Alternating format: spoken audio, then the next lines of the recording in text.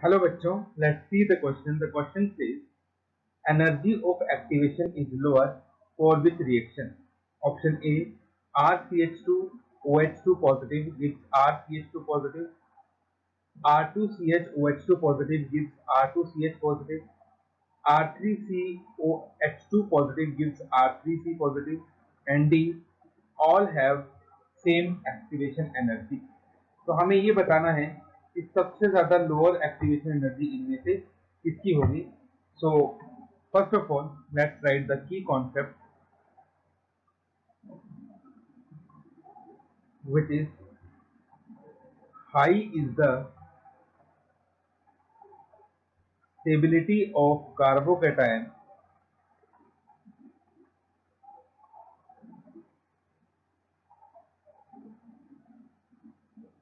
lower is the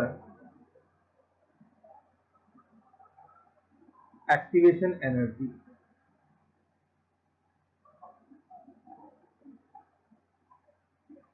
अगर मैं आपको एक्टिवेशन एनर्जी का ग्राफ दिखाऊं तो वो ग्राफ कुछ इस तरह से बनता है. This side we having energy, this side we have progress of reaction. इस तरह का कुछ ग्राफ हमारे पास रहता है. This is reactant, this is product and this is the intermediate जो कि हमारे पास बनेगा कार्बोकेटाइन. तो इंटरमीडिएट की एनर्जी और रिएक्टेंट की एनर्जी, इनके बीच का ये जो गैप होता है, इस गैप को हम एक्टिवेशन एनर्जी कहते हैं.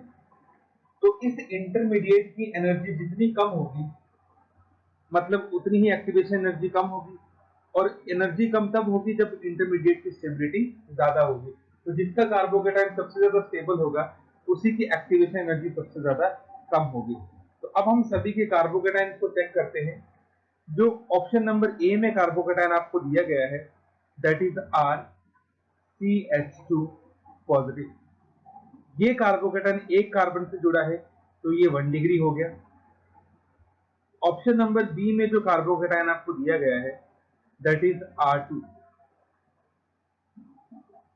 R2CH positive. नाउ यहां पे हमारे पास 2 R लगे हैं इस कार्बन के साथ, तो ये कार्बन हमारे पास 2 डिग्री हो गया.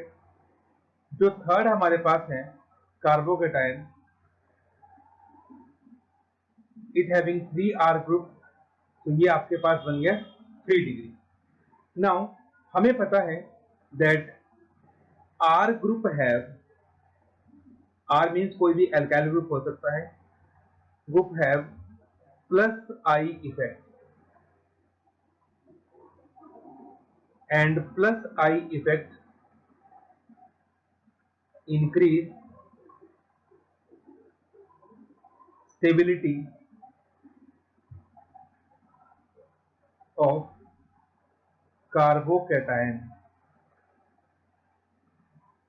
तो जैसा कि आप देख सकते हैं, जो हमारे पास 3 डिग्री कार्बोकेटाइन है, 3 डिग्री कार्बोकेटाइन में हमारे पास 3 अल्काइल ग्रुप हैं और ये तीनों ही अल्काइल ग्रुप अपना प्लस आई इफेक्ट शो करेंगे, जिसकी वजह से इस कार्बोकेटाइन की स्टेबिलिटी सबसे ज्यादा होगी.